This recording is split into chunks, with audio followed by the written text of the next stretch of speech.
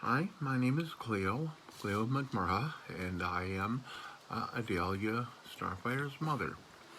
I'm doing some videos for her channel, and I'll be exploring a couple of different things um, uh,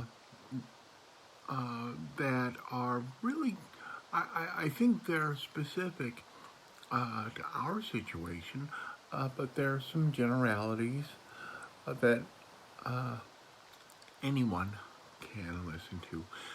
First thing I was thinking of was humility. Humility is a pretty big thing with me. Uh, Me personally, I have an interesting balance of humility and big ego. It's the way I am. Everybody knows it. And so, uh, what uh, what I have tried to attain really over the last almost 40 years is a sort of balance. I don't want, I a long time ago, my goal was to destroy my ego. I felt that the destruction of the human ego was a vital step in coming to peace and balance. Uh, but but because we are mortal beings, we still have to exist, most of us, in the framework of society, and that means sometimes you need that ego. However, what what I've tried and have to some success reached is a great feeling of humility. Now, I would venture to say that the popular concept of humility is closer to modesty. It seems to me that most people think being humble is the same as being polite or courteous.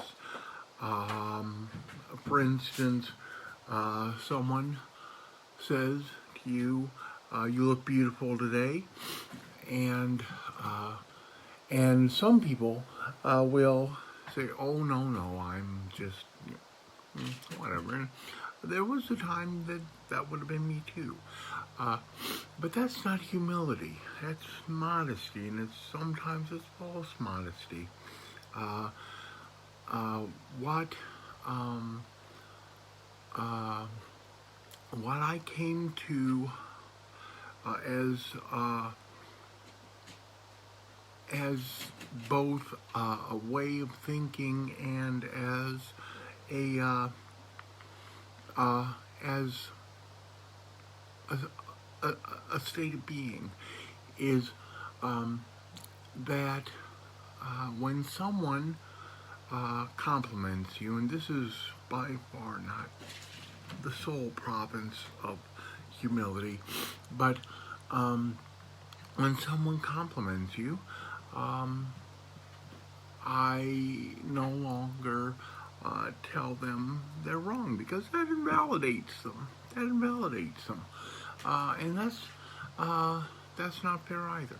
So, um, so people say to me, "You're beautiful. I love your hair. Um, mm, you know, you're a good mother." People say things, and I say thank you. And but what makes it humility isn't being polite. It isn't the politeness. It isn't the courteousness. It's the feeling of gratitude. Um, When when I was young, I did not believe in myself much at all. I had abysmal self-esteem, quite abysmal self-esteem, and it led to quite a number of years of suffering. Um, as I grew older and more confident, though, um, uh, excuse the sniffles, please. As I grew older, stronger, more confident, um, I began to believe in myself. And when um, last year, uh, in summer 2019, I transitioned to being Cleo. I left almost all of the old low self-esteem behind. I had no idea how much of it was really tied into uh, my gender identity. And so when I became Cleo, uh, I, I became okay with myself. Now,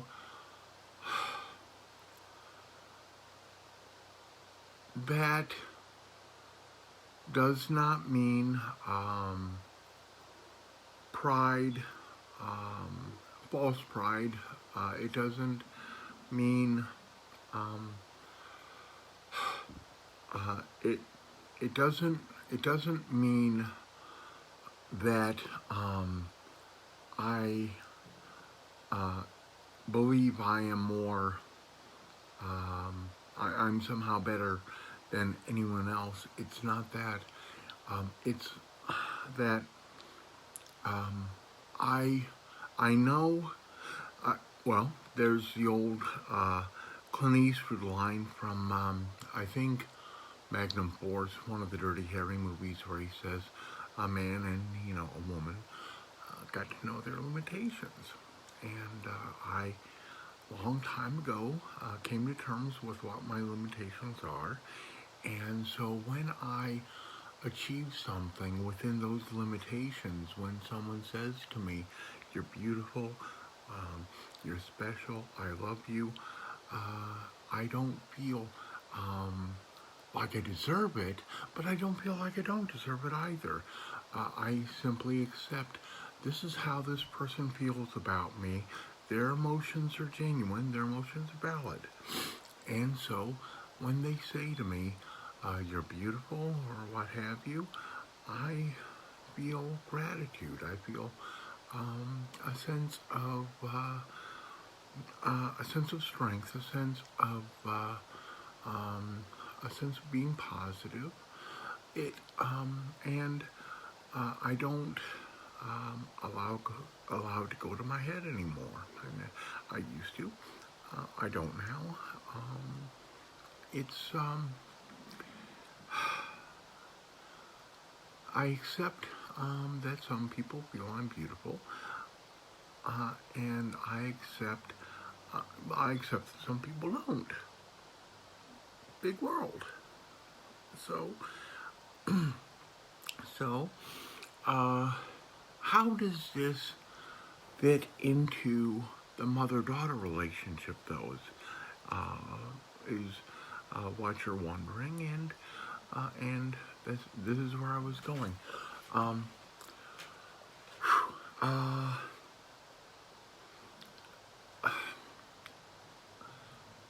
a mother has to have a good mother. Let's put it this way: a good mother, a strong mother has to have some amount of ego. You really do have to have some amount of ego. Uh, Without it, you can't direct your children. Without ego, you don't have the ability to get a vision of how your relationship with your daughter should grow. So you really do have to have a firm sense of self. I suppose that's really the better word than ego. It's that you need a sense of self. And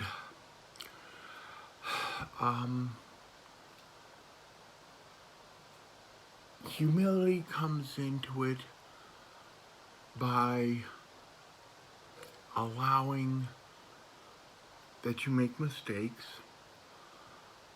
by allowing that sometimes you might be wrong and your daughter might be right.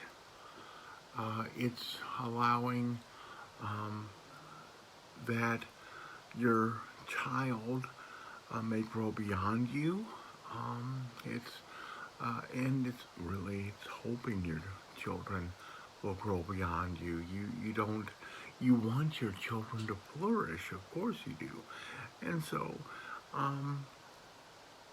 when what you need to be a mom is both a sense of self, a strong sense of self, but you need the humility, the lack of ego that allows your child room to grow. And, in all that room to grow, there's also the room to grow you have to allow for your relationship. So, when I think of humility in the mother-daughter dynamic, I think of a mother needing a strong enough sense of self to provide direction and guidance